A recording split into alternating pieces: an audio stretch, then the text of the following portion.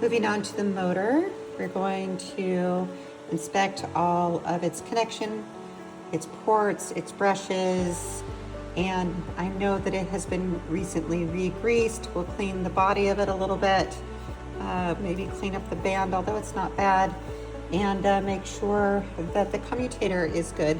I suspect, considering how clean it already looks, that everything is great in there and very little will need to be done.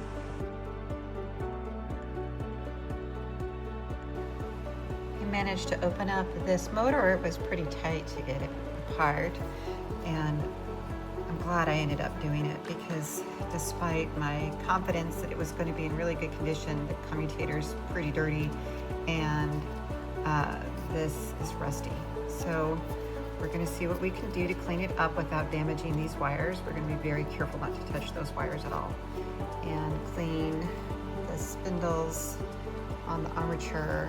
And then because of how dirty it is in there, I'm starting to think I need to inspect the grease wicks. So I'm going to poke them down so I can take a look at them to see how rusty and or stiff they are. And if they are stiff and old, I'll be replacing the wicks after all.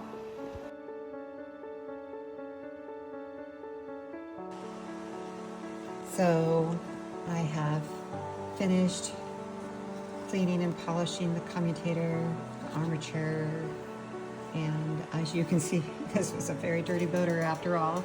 I'll do a full look around so you can see no more rust. I did not use any rust removal chemicals. I simply wiped it away and polished the copper. And I've cleaned up the inside of this as much as possible, but it is pretty gross. And I also had to replace these because they were rock solid on the end and pretty dirty. So they probably could have been cleaned out and reused, but I decided, what the hell, it's Jerry, I'll give her new ones. So here we go. Now we're gonna put her back together, test her out.